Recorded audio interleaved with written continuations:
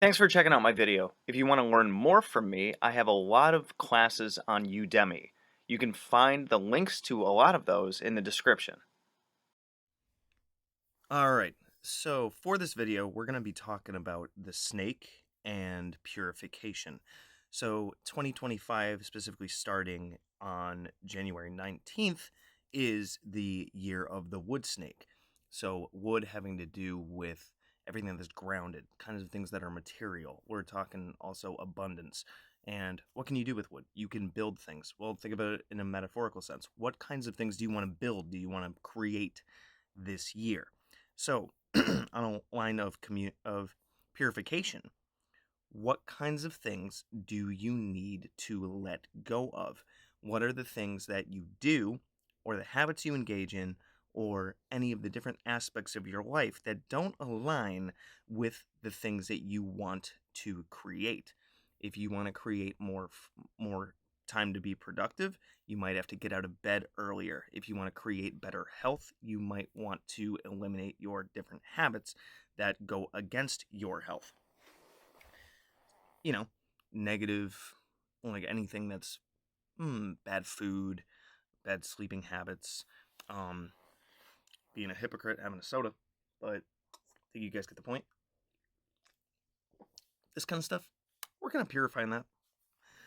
So, the snake, you use this as a metaphor for any of your workings, specifically with yourself. I'm not talking about stuff that you do at a ritual altar, although that can be part of it because of the psychodrama and setting intention and asking for spiritual help in a ritualistic format can help propel you when you are out of ritual in order to get those things done and have the motivation and willpower and guidance and help for purifying yourself. But when you're thinking of yourself as a snake, when snakes shed their skin, and thank my lady for this information right here, when snakes shed their skin, it becomes irritable, it's itchy, and they don't like it. So think of, for lack of a better phrase, what kinds of things are itchy in your life, things that are irritating.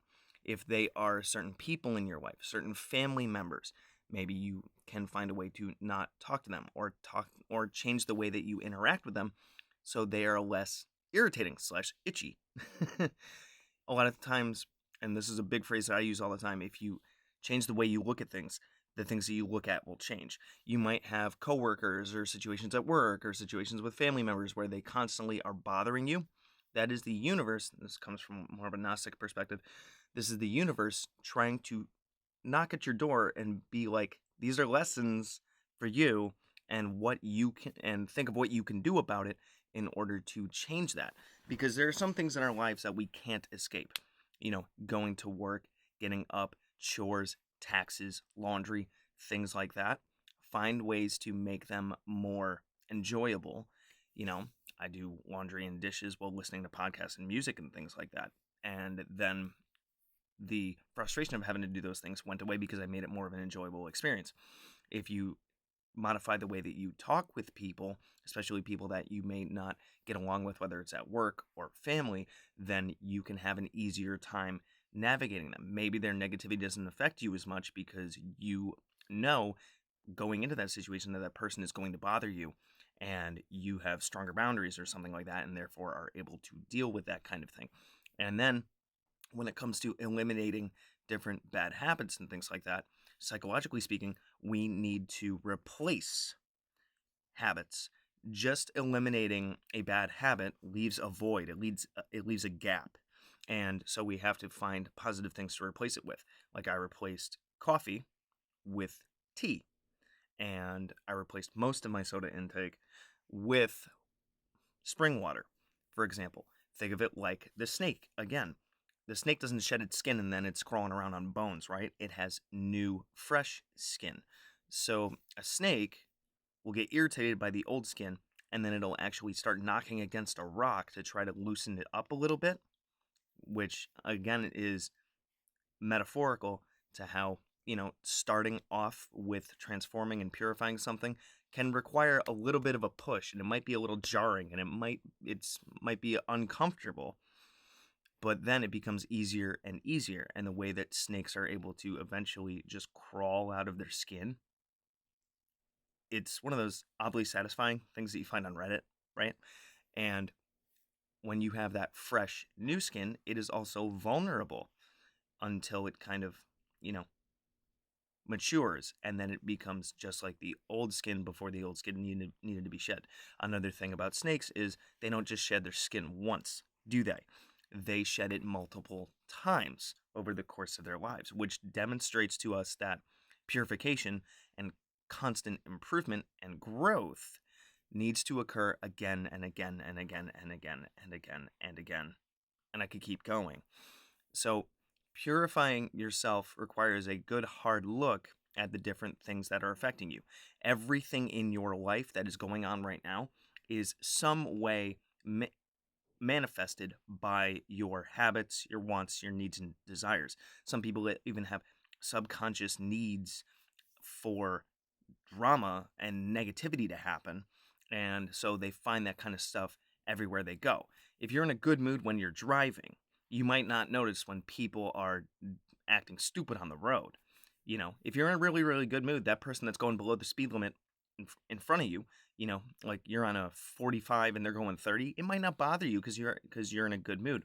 But catch yourself in a bad mood with someone going 30 and a 45, you're probably going to be tailgating them and honking their horn, right? So sometimes it's like I said before, the way that we look at things. I'm sure that you know a person where they can't seem to escape having problems and whatnot, partially because like attracts like, and energetics and resonance and magnetism, things like that, we attract those things. So when we change who we define ourselves as on the inside, then we can change how we interact with the world on the outside and also what we attract. When I was quitting alcohol, for example, this is about 8 years ago, so go me. And if you're on that journey, I do have a class on magic and addiction recovery on Udemy. You can find the link to that down below, along with all my other classes and books and whatnot. And by the way, my new novel comes out in 3 days on the 22nd. If you are a channel member or a Patreon supporter, you got this video today. But if you are seeing this, then it's a couple weeks later, and definitely go find A War of Voices, my novel. Anyways, when I was quitting alcohol, that was hard. It was rough.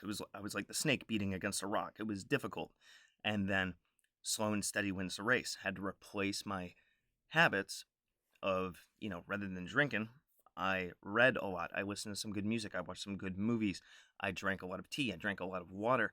And for the muscle aches and stuff, I was doing kind of a ritual shower / ritual bath once, if not more, a day. And I also had to think differently about myself. There are people that struggle with addictions and things even after they quit day after day after day after day. And that's why spiritual groups, counseling, and different things like AA help those people with those struggles. But I did go to AA for a little bit, and then I kind of grew out of it. The biggest thing is changing the way that you think on the inside to affect the outside. I don't identify myself as an alcoholic because I know for a fact that I don't need that particular thing, and I'm not fighting against it. I'm not struggling with it.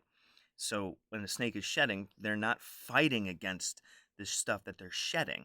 They take their time with it, right? They go slowly. They don't just try to rip their skin off and they're biting at it and whatnot. It's a slow process. Slow and steady wins the race. And they don't identify with their old skin. They got this new skin underneath. They are renewed. So think of yourself, and this can be done with a lot of journaling, journeying, meditation, self-reflection, introspection, things like that. What are the kinds of things that you label yourself as? What is your old skin? What's your old skin look like? You know, what kinds of things do you call yourself? Do you call yourself, you know, lazy, determined, intelligent, diligent, da da da da? You know, are you a tidy person? Are you a messy person? My house is clean. My car is messy. You know, and then that's your old skin. What kinds of things what kinds of words would you use to describe the new skin i.e., the new you. You know, do you wake up early? Are you determined? What are you trying to be? What are you trying to grow? What are you trying to manifest? Start thinking about those things. And then you can build a plan of, hey, if I want to be this, what kinds of things do I need to start doing in order to be that? And then start identifying yourself with that. So I never called myself an alcoholic because I didn't identify with that, because that would denote that I had a struggle with it when I struggled with it for a while, but then once I kicked it, I wasn't an alcoholic anymore because I didn't need it anymore. So, what kinds of labels do you have? What is your old skin? And what is your new skin? And the snake doesn't sit there mourning its old skin, does it? The second the skin's off, it leaves. It doesn't take the skin with it. I remember one time when I was a kid, in my grandpa's garage, we found a full snake skin, and it was really, really, really cool to look at.